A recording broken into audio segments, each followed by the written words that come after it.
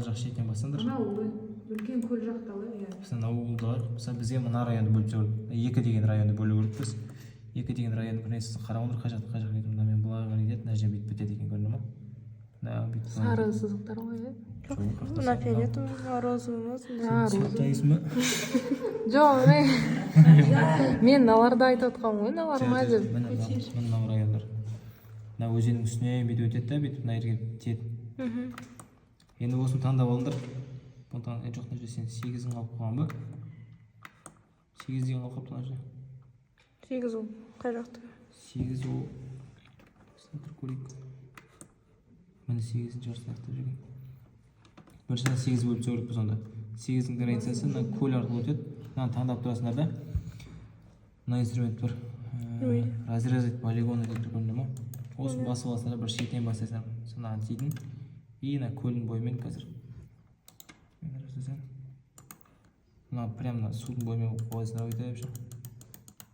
Прям бүйтіп қалап шығасыңдар, жарай ма? Өйтіп мына бәрін бүйтіп сызып шығасыңдар, мына бәрін әдемілеп жақындатып. Бүйтіп мынамен келесің, сонда және 2 рет бассаң, мына бөлінеді көрінді ма? Мына жақ бөлінді бір районнан кетті уже. И мынаны бір басып очистить етіп аласыңдар қайтадан, мынаны басасыңдар. Неге очистить етіңіз?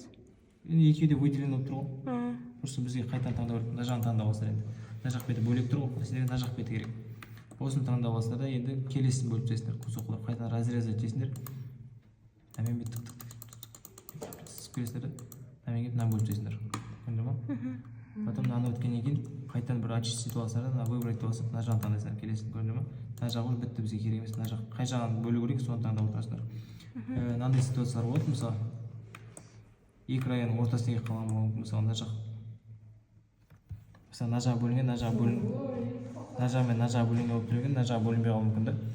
Мынандай кезде де айтып кетейін, қазір ондай ситуациялар кездесіп қалуы мүмкін, кездеспеуі мүмкін. Мысалы сендер мына районды бөліп тастайсыңдар бүйтіп ше. И өзен жатқан кездер көрінді ма? Бізде аудандардың шекаралары мысалы өзендер арқылы бөлініп жатыр. Өзеннің мына беті басқа район болса, мына беті басқа район. Мына ілені бүйтіп сызып келесіңдер да, мына жерге районға келіп тірелесіңдер. И уже сызылған нәрсе тұр ғой. Сызылған нәрсенің үстінен қайтадан сызуға болмайды деп айтқым көрінді ма? Ондай жерде мысалы бүйтіп сызып келесіңдер да, мысалы. Мына районды алып қайтадан бөлемін деп айтсаңдар. Мысалы бүйтіп келесіңдер. Мысалы мынандай жағдайлар болып қалды, мысалы мынандай жерге келіп тидің ғой. И мысалы ары қарай өзен кетуі мүмкін да, бүйтіп жаңағы сияқты мынандай ситуация. Мына орта етсінші.